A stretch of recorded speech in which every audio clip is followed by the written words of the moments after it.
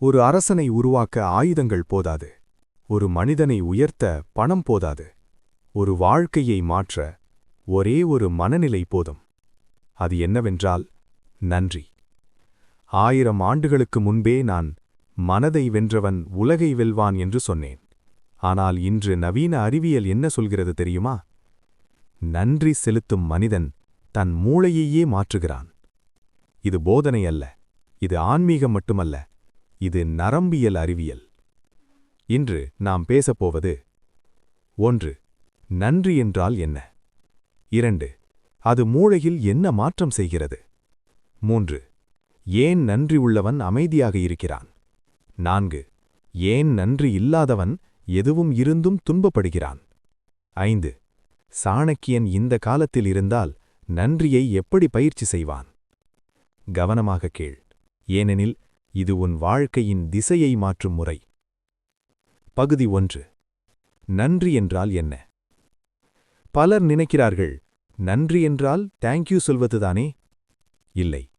நன்றி என்பது வார்த்தை அல்ல. நன்றி என்பது மனநிலை. சாணக்கியன் சொல்வான், எது கிடைத்ததோ அதை நினைப்பவன் அரசன், எது கிடைக்கவில்லையோ அதை நினைப்பவன் அடிமை. நன்றி என்பது 2 நிலைகளைக் கொண்டது. 1. நன்மையை உணர்தல். உன் வாழ்க்கையில் நல்லது இருக்கிறது என்பதை உணர்வது. உயிர் இருக்கிறது, கண் பார்க்கிறது, மனம் சிந்திக்கிறது. இதெல்லாம் சாதாரணமா? இல்லை, இது அதிர்ஷ்டம். 2. அதன் மூலத்தை உணர்தல். அந்த நன்மை உன்னால் மட்டும் வரவில்லை என்பதை புரிதல். ஒருவர் உதவி இருக்கலாம், இயற்கை துணை நின்றிருக்கலாம், விதி பாதுகாத்திருக்கலாம். இந்த 2 உணர்வும் சேர்ந்தால்தான் நன்றி ஈக்குவல் சக்தி. பகுதி 2.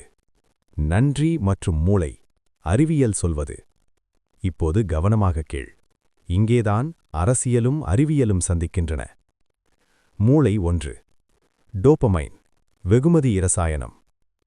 நன்றி நினைக்கும்போது மூளை டோபமைன் என்ற இரசாயனத்தை வெளியிடுகிறது. அதே டோபமைன் தான் வெற்றி பெற்றால், பணம் கிடைத்தால், பாராட்டு கிடைத்தால். ஆனால் சாணக்கியன் சொல்வான், வெளியில் தேடினால் அடிமை, உள்ளே உருவாக்கினால் அரசன். நன்றி பயிற்சி செய்தால் மூளை தானாகவே சந்தோஷம் உருவாக்க கற்றுக்கொள்கிறது. 2. செரட்டோனின், அமைதியின் இரசாயனம். நன்றி, அதனால் செரட்டோனின் அதிகரிக்கும். இதன் விளைவு மன அழுத்தம் குறையும், கோபம் குறையும், பயம் குறையும். அதனால்தான் அமைதியான மனிதன் பெரும்பாலும் நன்றி உள்ளவனாக இருப்பான். 3. கார்டிசால், பயத்தின் விஷம். நன்றி இல்லாத மனம் எப்போதும் என்ன செய்கிறது? எனக்கு போதவில்லை, அவன் முன்னேறிவிட்டான், எனக்கு மட்டும் ஏன்? இதனால் கார்டிசால் அதிகரிக்கிறது. ஆனால் அறிவியல் சொல்கிறது, நன்றி பயிற்சி செய்பவர்களுக்கு 23% வரை கார்டிசால் குறைகிறது. அதாவது தூக்கம் நல்லது, உடல் நோய் குறைவு, முடிவெடுப்பு தெளிவு. 4. நரம்பியல் மாற்றம். இதுதான் மிக முக்கியம். மூளை என்பது கல் அல்ல, அது மண். நன்றி நினைக்கும் ஒவ்வொரு முறையும் முன்பகுதி மூளை வலுவடைகிறது, உணர்ச்சி கட்டுப்பாடு அதிகரிக்கிறது, நெகட்டிவ் சிந்தனை பாதை மெலிகிறது. சாணக்கியன் சொல்வான், மனதை தினமும் பயிற்சி செய்யாவிட்டால் அது எதிரியை வளர்க்கும். பகுதி 3. நன்றி மற்றும் மனநிலை. நன்றி இல்லாதவன் நினைவில் வாழ்கிறான், பயத்தில் உறங்குகிறான், எதிர்காலத்தில் சாகிறான். நன்றி உள்ளவன் இன்றில் வாழ்கிறான், அமைதியில் உறங்குகிறான், சவாலிலும் வளரும். மன அழுத்தம் மற்றும் மனச்சோர்வு. யூசி பெர்க்லி ஆய்வு.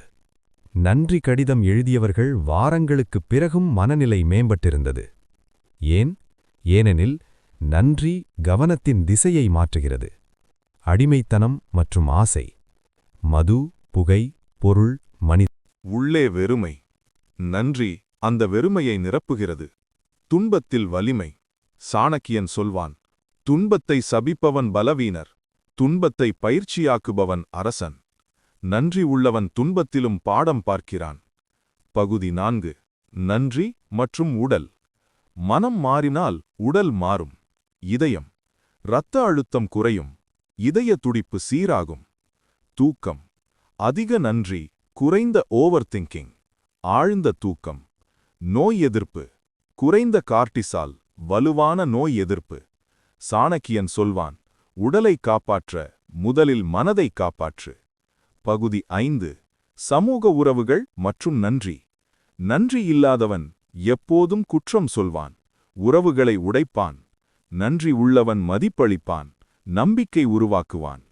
குடும்பம், நன்றி சொன்னால் அன்பு பெருகும். வேலை, நன்றி உள்ள தலைவன், வலுவான குழு. அலைபோல் பரவும் நன்றி. அறிவியல் சொல்கிறது, நன்றி பார்ப்பவரின் மூளையிலும் ரிவார்ட் சர்க்கியூட் ஆக்டிவேட் ஆகும். பகுதி 6. சாணக்கியன் கற்றுத்தரும் நன்றி பயிற்சி. 1. நன்றி பதிவு. இரவு, இன்று நன்றி சொல்லக்கூடிய 3 விஷயம் குறிப்பாக எழுது. 2. நன்றி கடிதம். உன் வாழ்க்கையை மாற்றிய ஒருவருக்கு, அனுப்பாவிட்டாலும் பரவாயில்லை. 3. காட்சிப்படுத்துதல். கண்மூடி ஒரு நன்றி தருணத்தை உணர். 4. வாய்வழி நன்றி. நன்றி சொல்ல தயங்காதே. 5. நன்றி தியானம். மௌனத்தில் நன்றி மட்டும் நினை. நன்றி என்பது ஏழையின் செல்வம், பலவீனனின் ஆயுதம், அமைதியின் மூலதனம். நீ இன்று ஆரம்பித்தால் 30 நாளில் மனம் மாறும், 90 நாளில் பழக்கம் மாறும், ஓராண்டில் வாழ்க்கை மாறும். இன்று இரவு 3 நன்றி எழுதிப்பார். நாளை மனம் நல்லதை தேட ஆரம்பிக்கும். இதுதான் நன்றி அறிவியல், இதுதான் சாணக்கிய நெறி. நன்றி. நன்றி உள்ளவன் எப்போதும் வெல்வான்.